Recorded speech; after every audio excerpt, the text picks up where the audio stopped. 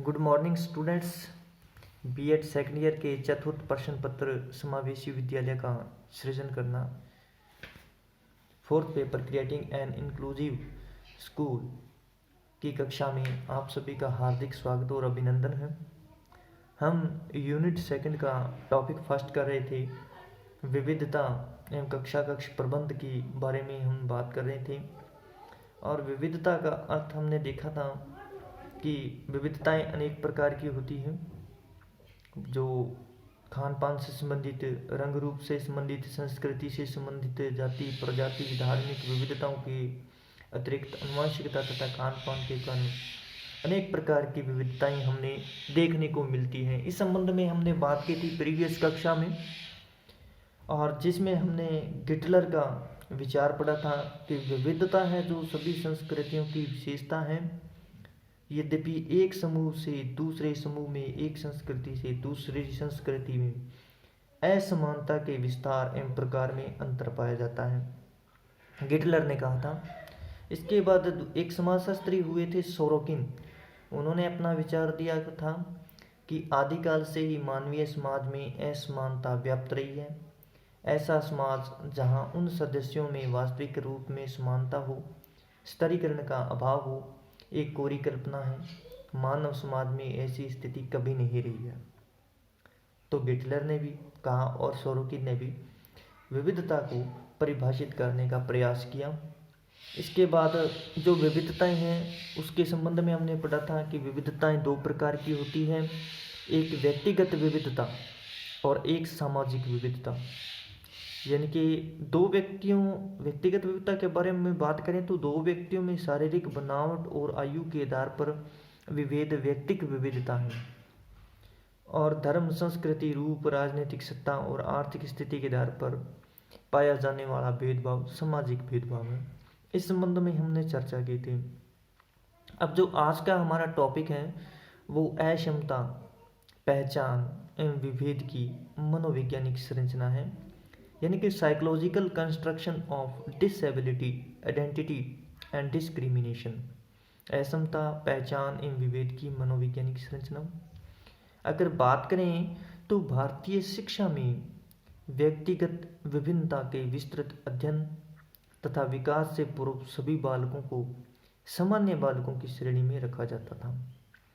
यानी कि मनोविज्ञान के विकास से पहले बात करते हैं अक्षमता पहचान की, तो जो प्राचीन काल से जो शिक्षा चली आ रही थी उसमें सभी स्टूडेंट्स को एक ही कक्षा में बिठाकर बिना उनके मानसिक परीक्षण के या अध्ययन करने से पूर्व उनको एक जैसा समझा जाता था।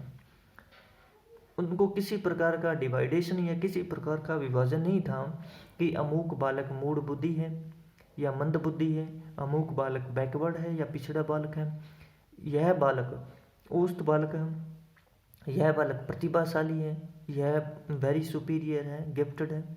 ऐसी बातें नहीं होती। सभी बालकों को समान समझा जाता था और एक जैसा ही उनको उनका जो स्टडी का या उनके पढ़ाने का जो तरीका था समान था, और उनको एक जैसे ही कार्य दे दिए जाते थे। प्राचीन काल की बात कर रहा हूँ। तो भारतीय शिक्षा में व्यक्तिगत भिन्नता बिल्कुल भी हमें दृष्टिगत नहीं होती है प्राचीन काल में। तो बात करें भारतीय शिक्षा में व्यक्तिगत भिन्नता के विस्तृत अध्ययन तथा विकास से पूर्व सभी बालकों को सामान्य बालकों की श्रेणी में रखा जाता था, अर्थात समस्त बालकों को सामान्य मानकर चला जाता था। कुछ बालकों को जो सामान्य से भिन्न थे, कुछ बालक होते थे जो सामान्य बालकों से अलग थे, असामान्य, एबनॉर्मल माना जाता था। परंतु मानसिक मापन, सांख्यिकी के अध्ययन तथा विकास के साथ ही उन बालकों की ओर ध्यान किया जो सामान्य से थोड़े भी भिन्न थे। लेकिन जैसे ही मनोविज्ञान को शिक्षा से जोड़ा गया, स्पष्ट शब्दों में कि जैसे ही शिक्षा के साथ मनोविज्ञान को जोड़ा गया और मानसिक मापन शुरू हुआ, 1905 से बात करते हैं अपने, तो 1905 के बाद जैसे ही मानसिक मापन शुरू हुआ या बुद्धि का जो मापन शुरू हुआ, टेस्ट बनेंगे, तो उस मानसिक मापन के कारण बच्चों के बुद्धि का अलग अलग मेजरमेंट हुआ, मापन हुआ कि अमुक बालक की बुद्धि लब्धि इतनी है, इंटेलिजेंस क्वांटिटी 17 है, तो इसका मतलब ये बैकवर्ड है। अमुक बालक की बुद्धि लब्धि 90 से 110 है तो वो औसत है। इस बालक की बुद्धि लब्धि 110 से 120 है तो ये बालक उससे ऊपर है, वेरी सुपीरियर है। इस तरह की बातें होने लगी। तो बुद्धि का विकास है, उन्हें अलग अलग भागों में डिवाइड कर दिया, अलग अलग भागों में बांट दिया और उनकी क्षमता के अनुसार कार्य दिया जाना शुरू किया गया। तो उन्हें सामान्य बालकों से पृथक एब्स्ट्रैक्ट बालक समझा जाने लगा। दो बालक चाहे वे जुड़वा ही क्यों ना हो, एक दूसरे से भिन्न अवश्य होते हैं। व्यक्तिगत भिन्नता की बात करें तो दो बालक चाहे वो एक ही माँ के गर्भ से आए हैं या जुड़वा भी हो, विदलन नहीं हो, जुड़वा भी हो, चाहे दो बालक हैं चाहे वे जुड़वा हो या एक ही माँ के गर्भ से पैदा हुए हों, एक दूसरे से जरूर वो भिन्न होंगे, कुछ ना कुछ भिन्नता जरूर होती है, सिर्फ विदलन ना हो, ठीक है ना। तो उनमें अवश्य भिन्नता होती है। अतः यह निष्कर्ष निकाला जाता है कि अधिकांश छात्र समूह औसत से भिन्न होते हैं। ऐसे बालक शारीरिक तथा मानसिक भिन्नता के कारण विशिष्ट कहे जाते हैं। शारीरिक रूप से भिन्न हो, हैंडीकैप्ड वगैरह या सामान्य बालक हो, या मानसिक रूप से कोई मंद बुद्धि तीव्र बुद्धि जिसके बारे में हम बात की है, तो विशिष्टता अवश्य पाई जाती है। और कुछ बालक ऐसे होते हैं जो सीखने में असक्षम होते हैं। कुछ बालक होते हैं बाध्यता पाई जाती है, तो सुनने संबंधी बाध्यता, देखने संबंधी बाध्यता या कोई कार्य करने में अक्षमता या बोलने संबंधी हकलाना तुतलाना आदि बाध्यता पाई जाती है, या शारीरिक विकलांगता होती है। तो ये जो बालक है इनमें दृष्टि यानी कि देखने संबंधी, श्रवण सुनने संबंधी, वाणी संबंधी, मंद बुद्धि जिसके बारे में सेरेब्रल पाल्सी नामक बीमारी पाई जाती है, दिमागी लकवा कहते हैं सेरेब्रल पाल्सी को।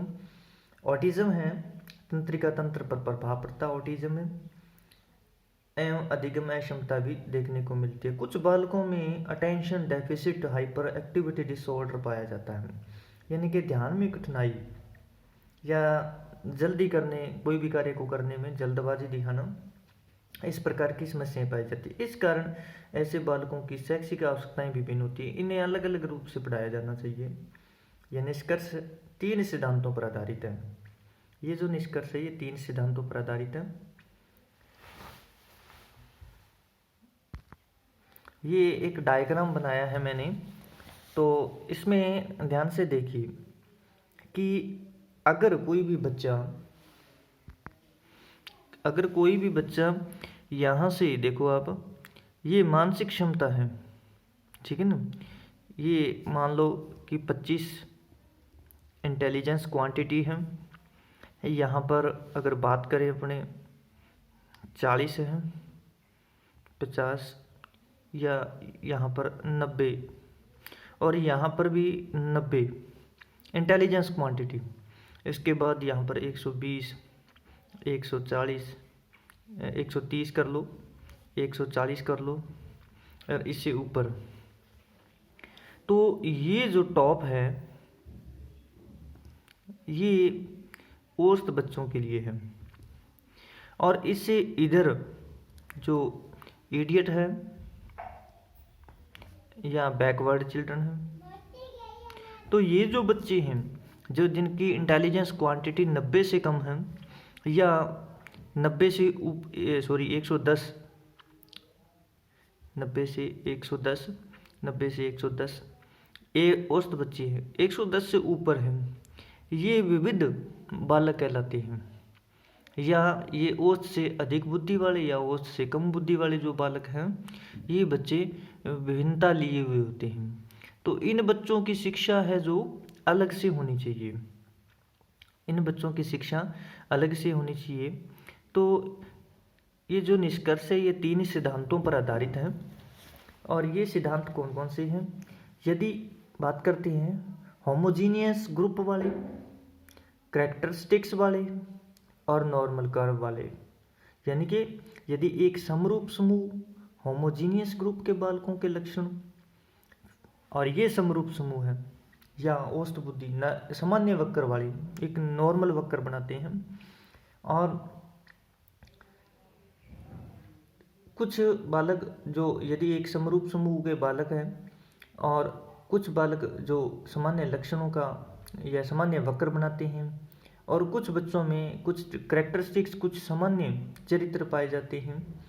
तो इन सब बच्चे हैं जो ये सब बच्चे हैं, इनके लक्षण समान, इस सामान्य वक्र के मध्य में पड़ी लंबवत रेखा, ये जो लंबवत रेखा है, पड़ी लंबवत रेखा यह बताती है कि सामान्य बालक वे हैं जो इस बिंदु पर पड़ते हैं। अभी बात की ना, सामान्य बालक वे हैं जो इस बिंदु पर पड़ते हैं 90 से 110 तक, 90 से 110 तक ये सामान्य बालक हैं। और जो बिंदु से हटने वाले समस्त बालक असामान्य हैं, चाहे वो इस बिंदु से हट गए ना, इधर चले गए या इधर चले गए, वो एबनॉर्मल चिल्ड्रन है, असामान्य बालक है। परंतु इस प्रकार तो प्राय सभी बालक सामान्य से भिन्न हो जाएंगे। अतः सामान्य वक्र के दाईं तथा बाईं छोर पर पड़ने वाले 10% बालकों को औसत से भिन्न माना जा सकता है। लेकिन मनोवैज्ञानिकों ने या शिक्षाविदों ने कहा कि इस सामान्य वक्र से हटते ही जो यहाँ पर 10% मैंने लिखा है, ये 10% जो बालक है बिल्कुल भी बैकवर्ड या वेरी सुपीरियर बालक है, ये भिन्न बालक है, भिन्नता लिए हुए बालक हैं। अतः सामान्य वक्र के दाएं तथा बाएं छोर पर पड़ने वाले 10% बालकों को औसत से भिन्न माना जा सकता है। इन 20% यानी कि 10% ये वाले और 10% ये वाले, इन 20 बालकों को विशिष्ट बालकों की संज्ञा दी जा सकती है, स्पेशल चिल्ड्रन इन्हें कहा जा सकता है। इस प्रकार यह भिन्नता अतः व्यक्तिगत है। ये जो इनमें डाइवर्सिटीज है, विभिन्नता है, जो हमने इस आरेख के माध्यम से हमने देखी है, ये जो भिन्नता है ये व्यक्तिगत इंडिविजुअल डिफरेंसेस कहलाती है, व्यक्तिगत भिन्नता कहलाती है। दूसरी बात करें कि एक बालक है जिसके विभिन्न लक्षणों में यद्यपि धनात्मक सहसंबंध देखने को मिलता है, एक बालक के विभिन्न लक्षणों में यद्यपि धनात्मक सहसंबंध देखने को मिलता है, तथापि वह बालक एक लक्षण में सामान्य बालकों के समान होते हुए भी अन्य लक्षणों के संबंध में औसत से भिन्न हो सकता है। यानी कि कोई बालक है, उसमें जो विभिन्न प्रकार के लक्षण हैं उनमें धनात्मक यानी कि पॉजिटिव रिलेशन पाया जाता है, कुछ बालकों की तरह ही दिखाई देता है, लेकिन उसमें फिर भी कुछ न कुछ अन्य सामान्य लक्षण से भिन्न होता है। वो एक एग्जाम्पल दिया, उदाहरण के लिए एक बालक शारीरिक रूप से सामान्य होते हुए भी मानसिक रूप से पिछड़ा हो सकता है, देखने में सुंदर है, सलोना है और सभी बालकों के समान दिखाई देता है, लेकिन उसकी बुद्धि के संबंध में बात करें तो हो सकता है कि वो बुद्धि में भिन्न हो। तीसरी बात है कि एक बालक के विभिन्न लक्षणों का मापन करके यदि उन्हें सामान्य वक्र में दर्शाया जाए तो भी लक्षणों का जो वितरण है असमान हो जाएगा। एक बच्चा है, उसके विभिन्न लक्षणों का माप करें, मेजरमेंट करें उसका, और उसे एक सामान्य आरेख में या वक्र में दर्शाएं, तो देखेंगे कि उनके जो लक्षण हैं उनका वितरण भी समान नहीं होता। अगर सीधे से शब्दों में बात कहूँ कि बचपन में उसके लक्षण कैसे थे, मान लो कोई बच्चा है जिसको इंग्लिश नहीं आती है, जो कक्षा में बोल नहीं पाता है, ठीक है ना, 5वीं 6ठी कक्षा तक वो बोल नहीं पाता, इंग्लिश से वो घबराता है। वही बच्चा धीरे धीरे जब बड़ा होता है और वो BA BSc या कुछ भी BCom या कुछ भी कोई आगे पढ़कर है ना अपनी शिक्षा पूरी कर चुका है, तब उसकी इंग्लिश कैसी होगी। तो जाहिर सी बात है कि एक ही बच्चे का जो अगर उसके अलग अलग लक्षणों का मापन करें तो उसके जो वक्र है वो दर्शाता है कि उसमें भिन्नता है। कि प्राइमरी लेवल पर या प्राथमिक स्तर पर तो उसकी कोई भी विषय में पकड़ कमज़ोर है, और फिर अपनी शिक्षा पूर्ण करके उसी विषय पर चर्चा की जाए तो वो अव्वल है। तो उम्र के अनुसार या आयु के अनुसार या शारीरिक विकास के अनुसार, जैसे कोई बच्चा बचपन में कमज़ोर है और भविष्य में या वो बड़ा होने पर हो सकता है शारीरिक स्वस्थ, वो बलवान हो वो शारीरिक रूप से, तो उसके विकास का, उसके लक्षणों का मापन अगर हम उम्र के अनुसार करें या आयु के अनुसार करें या विभिन्न परिणामों या परिमापों के अनुसार करें तो उसमें हमें पर्याप्त भिन्नता देखने को मिलती है। आगे बात करें, अर्थात बालक के 30% लक्षण अपने ही अन्य लक्षणों से असामान्य रूप से पृथक होंगे। फलतः भिन्नता अतः व्यक्तिगत इंटर इंडिविजुअल है।